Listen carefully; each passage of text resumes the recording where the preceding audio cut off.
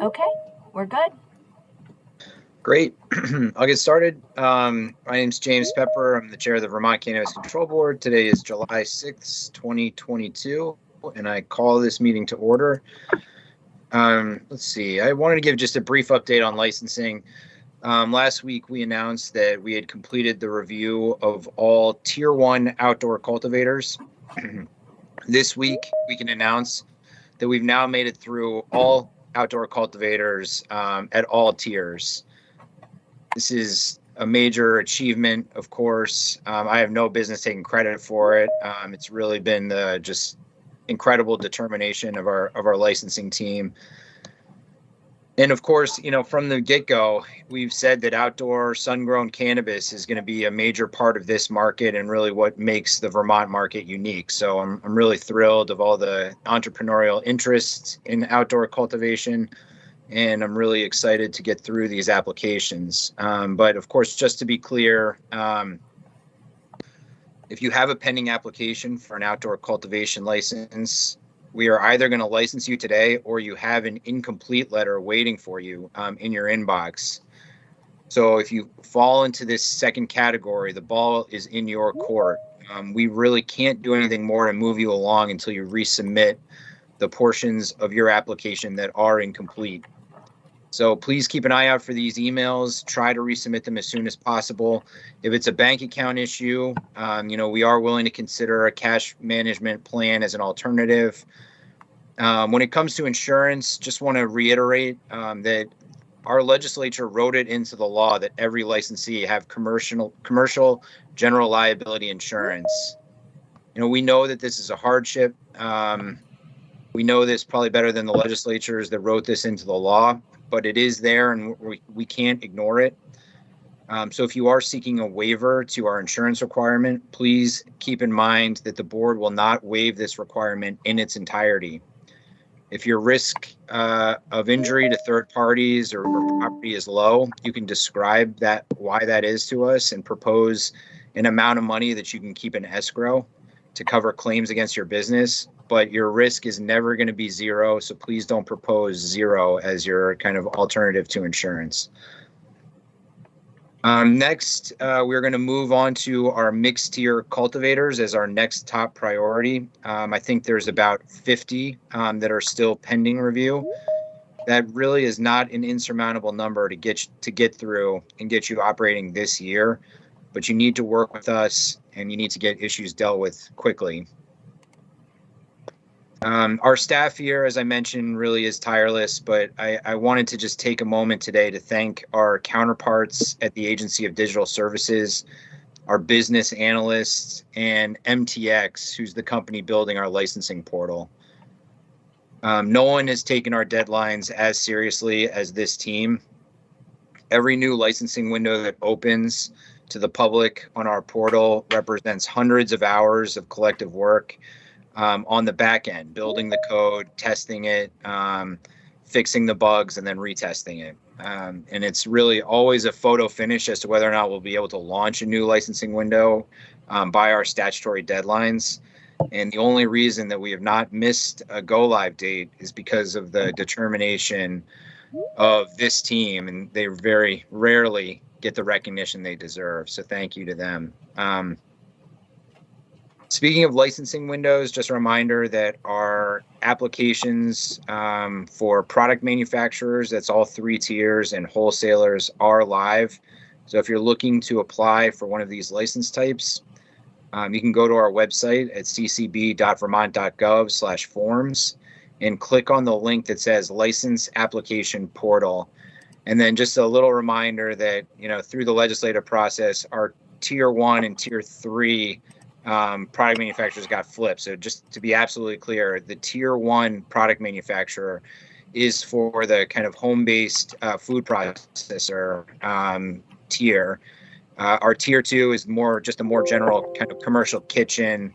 And then our Tier 3 is the one that's permitted to use any legal methods of extraction, including kind of some of the more explosive solvent-based extraction. So I hope that's clear. It should be clear when you apply, but just wanted to put that out on the record one last time. Other than that, just need to approve the minutes from our last meeting, June 29th. Is there a motion to do so? So moved. Seconded. All in favor? Aye. Aye. Aye. Great. Well, Julie or Kyle, is there anything you wanted to mention before we move on to the agenda? I would just echo all your statements about the dedication of the staff and the folks who are building the application process. I was fortunate to be part of some of the testing, and I'm very impressed with their dedication and answering questions late into the evening to get things rolling for us, and it's very much appreciated. Likewise. I mean, I know that those folks are in different time zones working pretty much around the clock to make sure that those application windows open on time and are functional. That doesn't mean that some folks won't encounter small glitches as they move through the application process, but when we get those, it's easy to find a path forward. So that's it. All right. Well, then, Bryn, next on the agenda is to review the staff recommendations for licensure and social equity status. Great. Okay.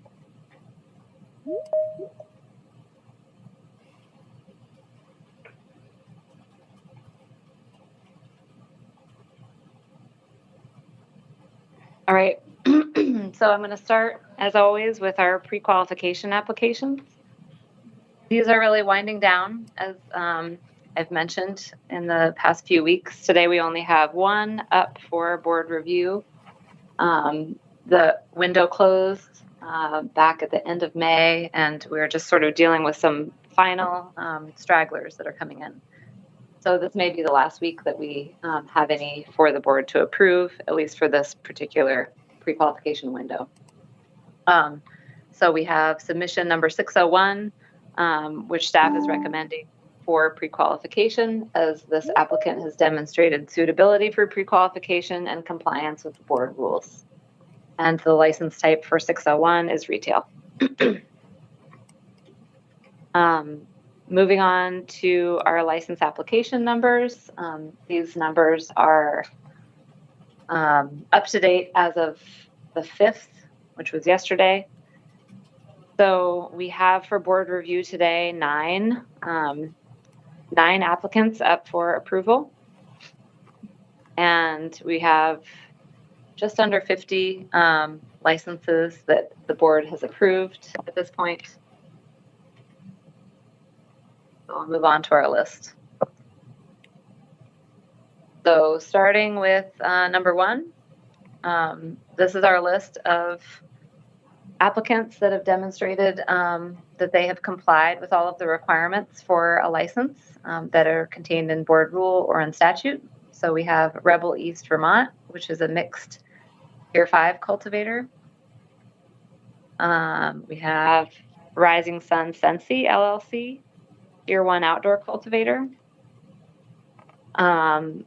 We have, I'm going to skip reading the titles of the businesses actually, because I'm not sure how to pronounce all of them.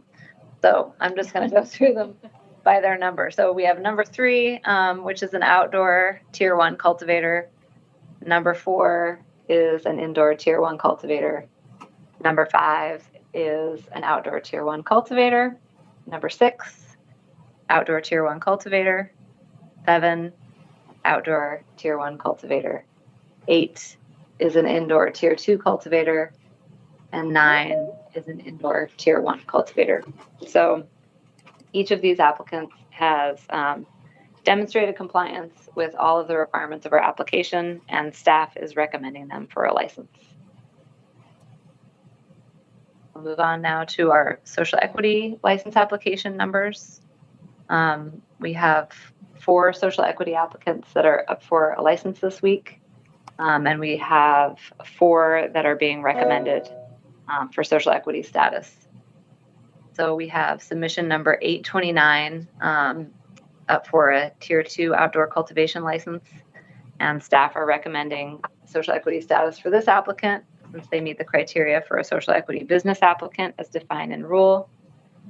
Submission number 388 up for a mixed Tier 1 cultivation license, and staff are recommending this applicant for social equity status since they meet the criteria for social equity business applicant as defined in rule.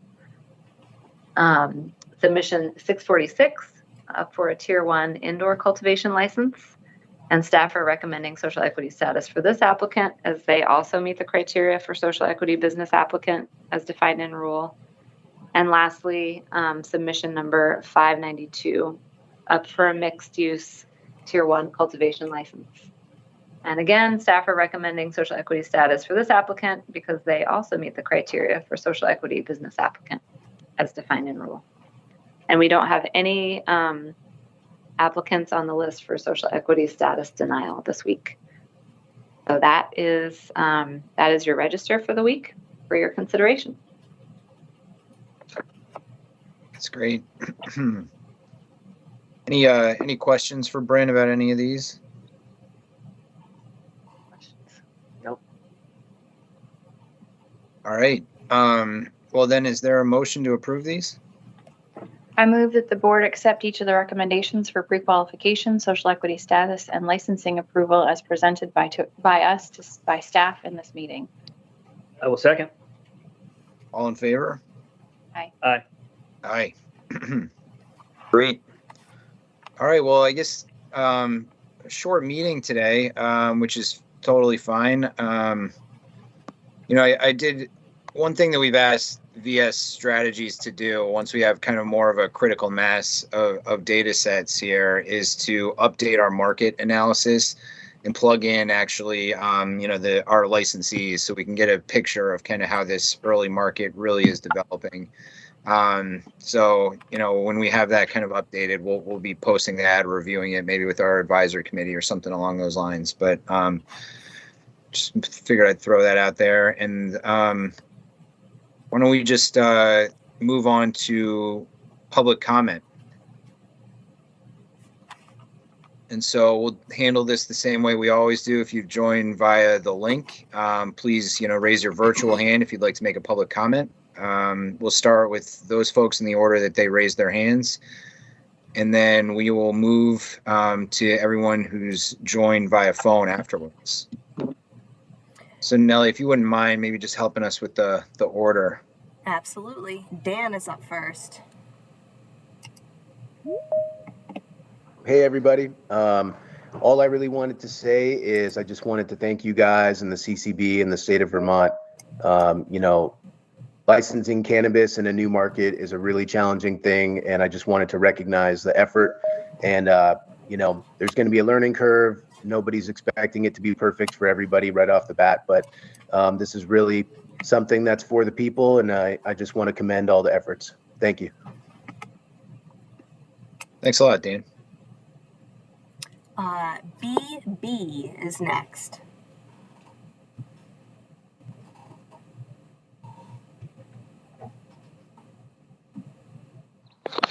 Hello, can you hear me? Yeah, we can hear you. Well, I guess I had a question for you, Mr. Pepper. Maybe not get an answer, maybe today, maybe tomorrow, maybe never. I remember several weeks back, you stated that a CSI background check, which was essentially the last stage in the process, could be completed in a matter of hours. Well, apparently to the one person that they have working on that, who at least in the last 2 weeks has taken 4-day weekends, she states this could take a few weeks. I was just wondering, maybe if we could get something done maybe a little faster. A few weeks is, a long time right about now, especially given the time of the year. I was just wondering maybe I could get, a comment, an answer, something on that. Thanks. Thank you. Anyone else who is would like to make a public comment? Again, please just raise your virtual hand. And if you've joined via phone and would like to make a comment, feel free to hit *6 to unmute yourself.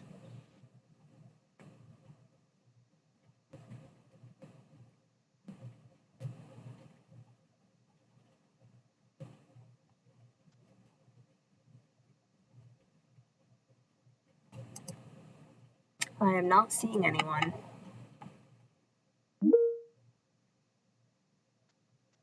All right. There aren't any other public comments. Then I will close the public comment window. CSI, as far as I know, actually can turn these around relatively quickly if there's a non-complicated issue, non-complicated application. That's been our experience. I don't know if every experience for everyone is going to be the exact same. It's an unfortunate place to be in, honestly. We got rejected by the FBI to do fingerprint supported background checks for these. That also is a somewhat, long process, or it can be, but, this is where we find ourselves, and hopefully, we might be able to get this turned around later. I know CSI is the same contracting service that Massachusetts uses for this purpose, and so they do a good job. They do a thorough job, and I apologize if there's some snags for some people, but we are getting through a decent number of them, and it's not going to be 100%, I suppose. But Brent, is there anything else that you wanted to mention about CSI? I think you captured it, just that because of the individual nature of the searches that they're doing, depending on how many places an applicant has lived in the last 7 years, the turnaround time from the courts and the various vendors can take a little bit of time. So just as you mentioned, some applications are simpler than others. So I do think that the more complex applications can take several days. Yeah. Great. Well, that's it for our agenda today. Julie or Kyle or David, is there anything you needed to add before we adjourn for the week? I don't think so. Not this time. All right. Well, then I will adjourn this meeting, and we'll be back with hopefully some new applications to approve next Wednesday at 1:00. Thank you all. Thank you.